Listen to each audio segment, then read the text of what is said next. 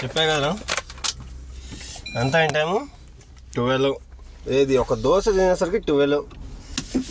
ఖమ్మంగా కొంచెం సేపు ఇంకొక 10 minutes ఆగుంటే రోడ్డు మీద పోయి ఉంటే ఫుడ్ స్టాల్స్ ఉండేవి. సరదాగా దాల్ రైస్ చికెన్ వేసేవాళ్ళు 100 రూపాయలు తీసుకునేవాళ్ళు. సింపుల్గా ఫుడ్ కూడా అయిపోయేది. వన్ టైంలో టూ సర్వీసెస్ అని.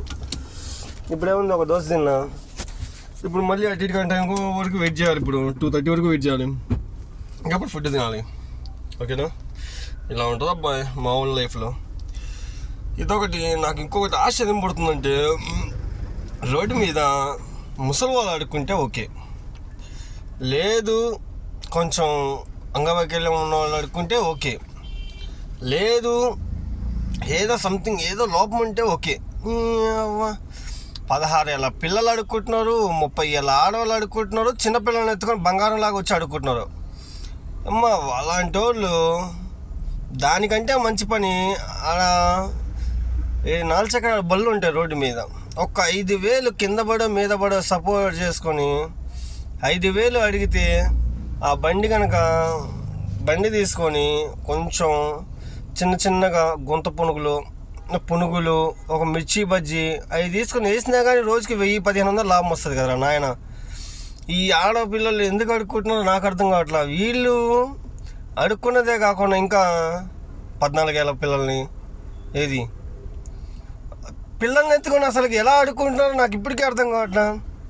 అసలుకి ముసలివారిని వదిలిపెట్టకూడదు. ఎందుకు వదిలిపెట్టాలి?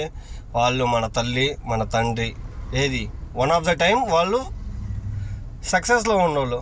ఇప్పుడు ఏంద్రా అంటే సంథింగ్ కొంచెం వయసు అయిపోయింది అంతే తేడా, అంతకుమించి ఏం అయిపోవాలా. వాళ్ళ వేస్ట్ ఏం కాదు, జస్ట్ వయసు అయిపోయింది. అమ్మ వయసు అయిపోయినందుకు తీసుకొచ్చి రోడ్డు మీద కూర్చోబెట్టి అడిగిపిస్తున్నారు.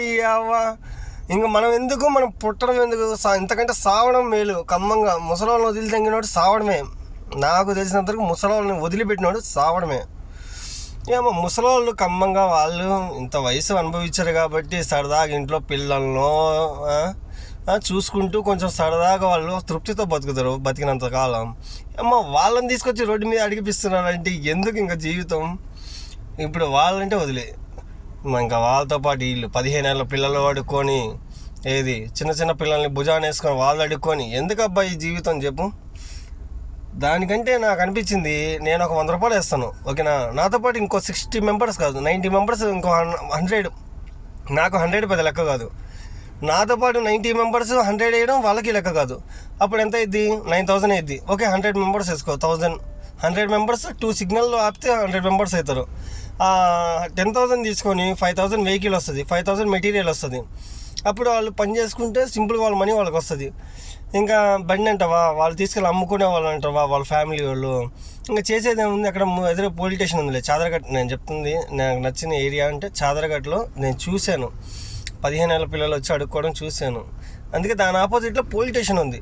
సింపుల్గా వచ్చి ఆ పోలీస్ స్టేషన్ కాడ బండి పెట్టేసి వాళ్ళు ఇంటికి వెళ్ళిపోవచ్చు సరదాగా. అంత భయం వాళ్ళ మొగుడు తాగుతాడు అమ్ముకుంటాడు అంటే ఇలా చేసుకోవచ్చు.